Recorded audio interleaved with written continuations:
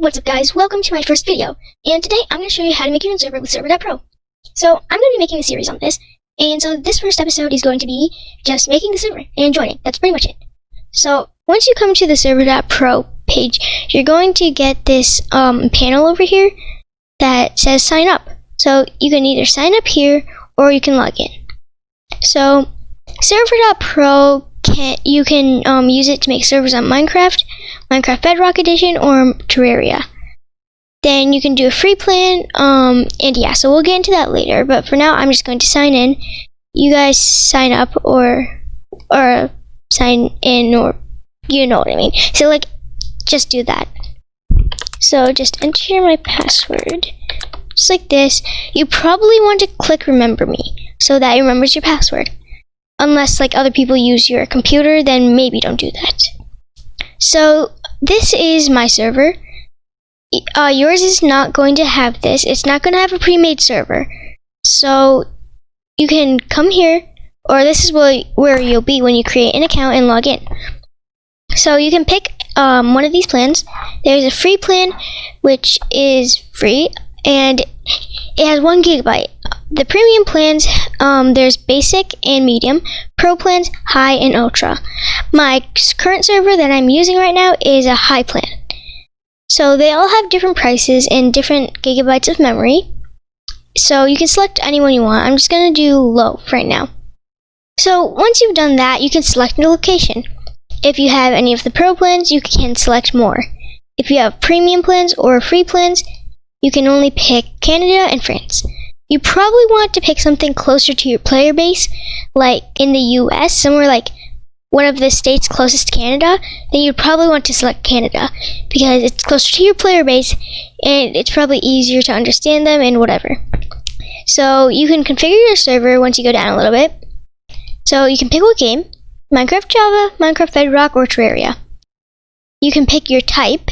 So for free plans, you can only do vanilla snapshot, spigot, paper, craft bucket. If you want like any of the mod ones, like forge or like any of those, you can just, pick it, and then yeah. So as you can see, forge requires 4 GB and some other ones require 6. But for the free plan and the 2 GB one, you only have the first 5. So anyways, let's just do Spigot so I can install plugins. I'll be showing you how to do that in my next video. Anyways, so now you can pick your host name. A host name is kind of like a server IP, just like a name kind of thing. So I'm just going to name it test. And so you see how it's available, right? So if you wanted something like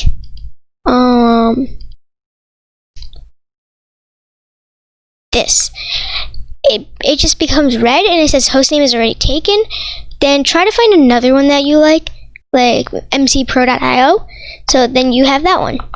Then you can finalize it. So you have Minecraft server, hostname, location, plan, and price. So once you create a server, if it's a free plan, you're going to be put into a queue.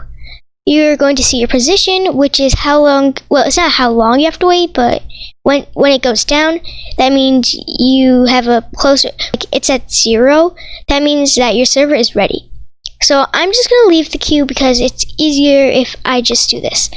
So here, if you hover over the account, I just like to point this out, but you can make your screen a dark one so it looks nicer, just like this. Anyways, so once you have your server set up, you're going to see the host name, if it's offline or online, where it's based on. So mine is US East for the player base, and it renews on July 25th. So my current plan, of course, as I said in the beginning of this video, is 6 GB, and it is per plan. So let's just check out the configuration tab. In here, you can customize or like upgrade and downgrade whichever type of server you want. So like if you want to downgrade it to medium, you can just click and then do downgrade, and then it's going to say it's going to be downgraded on whatever your renewal date is, just like that. So then here in your access control tab, you can add users. So if you wanted to add like an admin on your server to help you or like a moderator or something, they have to have an account, and then they can enter. You have to enter their email, then click grant access. Then I can add myself, and of course, and yeah. So then it'll appear on this access list. So back to the control panel. This is the control panel. So let me just reinstall my server, which is a feature you can use to clear out all the plugins, reset the whole world and everything.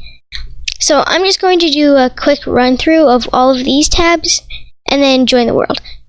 So right here we have server details, which is what game it is and what type. So mine is Spigot 1.16.1 and it's Minecraft.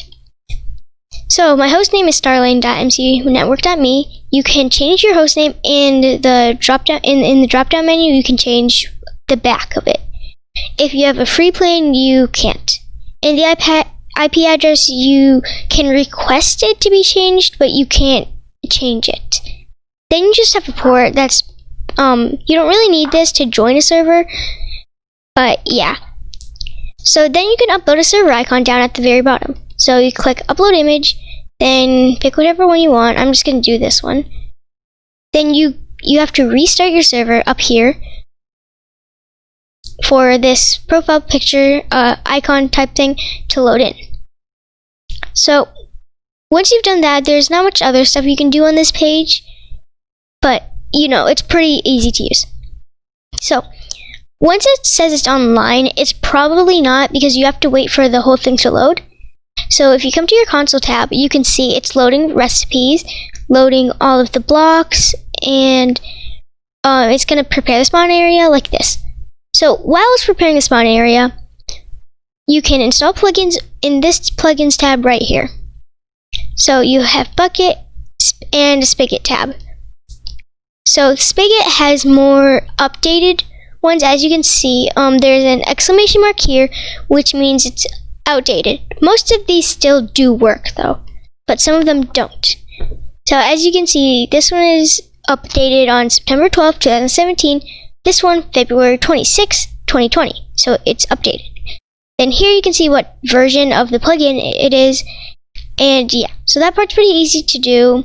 And on some of them you can, so like if I search maybe luck perms, for example. Okay, I spelled that really, really wrong. Okay, there we go.